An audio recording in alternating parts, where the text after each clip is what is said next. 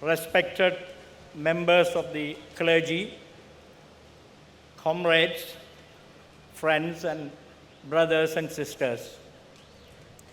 Before I start my speech, I want to share some of my feelings that is going inside me, standing on this stage in front of an ocean of people, of which the majority are Sinhala people. That makes me nervous because I cannot speak in Sinhalese. For this, I apologize to you, but this is not my fault. The fact that I cannot speak Sinhala, having lived in Sri Lanka all my life, it is not my fault. It is the fault of the system. It is the fault of those people who governed this country for 71 years without introducing trilingual education in Sri Lanka. I think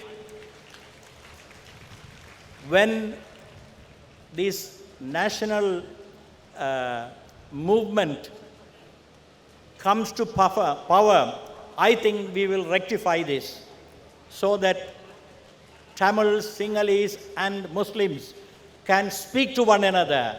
If you can't speak to one another, you cannot build a united country. So that should be in our agenda when we come to power.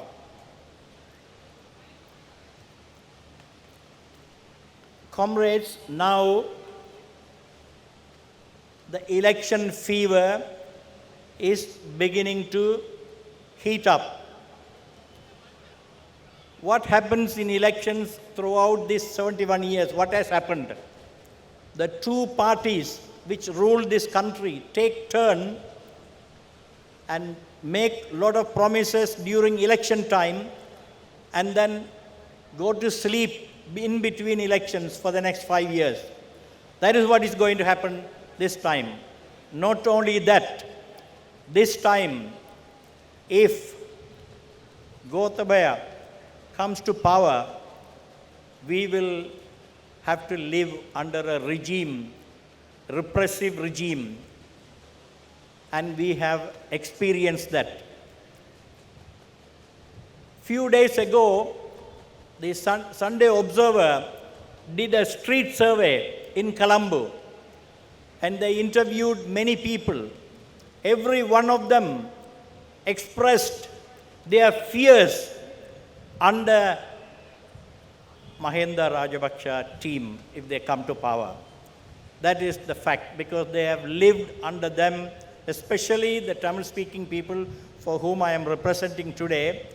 Their feeling is that if we don't win, if one of the other two parties, either the UNP or the SLFP and Mahinda group come to power, we will once again go through what we have gone through during the last 71 years. So, comrades, now is the time for change. This is the moment to decide on a massive scale to vote for the candidate which is going to be announced a couple of hours later. What we are looking for is a government for the people, a government for the many, not for the few, a government without corruption, a government without nepotism, family rule, a government which doesn't divide people. They use the policy of divide and rule, which imperialists only used in the past. Now our own people, our own leaders are using the divide and rule policy instead of uniting our people and solving our problems. Another big problem we have is the top-down policy. Everything is decided at the top and entrusted on the people. If you look at the development projects, Look around you here. Look around you. Look at these monuments, and look at behind the Chinese development. What is the use of them, of those developments for us, for the ordinary people? These are gimmicks. We should not be swayed by these irrelevant structures. These are for the rich. Those are for the playboys.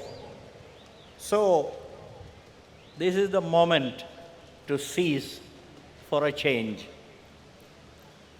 We need to reverse all these policies which have been followed during the last 71 years.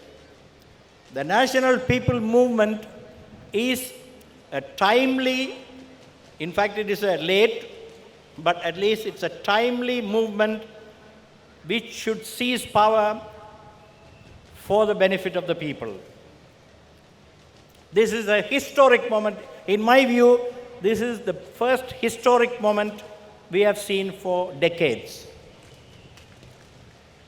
Now, if you look at the development, this Gotabaya and Mahinda Rajapaksa, they are supposed to have done a lot for development. If you look at the development projects, they have not benefited the ordinary people, the majority of the people. They have only benefited the rich and the foreigners. If building roads and bridges and building many of these things, that doesn't constitute development. What we need is development for the people, not top-down development, bottom-up development. And we need to democratize our society. We need to decide what kind of society, what kind of Sri Lanka we want to live in, not the Sri Lanka that we have lived in the last 71 years. We need to change. Change is what should be in the agenda today. I will now speak a few words in Tamil. Once again, I apologize for not being able to speak in Sinhala. Tamil பேசும் மக்களுக்காக ஒரு சில வார்த்தைகளையாவது சொல்ல வேண்டும் என்று நினைக்கிறேன். எங்களுடைய நாட்டில் கடந்த 71 வருடங்களாக நடந்த ஆட்சி தமிழ் மக்களுக்கும் ஒரு பிரயோசனம் இல்லாமலும், அது மட்டுமல்ல சிங்கள மக்களுக்கும் ஒரு பிரயோசனம் இல்லாத ஒரு ஆட்சியைத்தான் நாங்கள் இதுவரை பார்த்திருக்கிறோம்.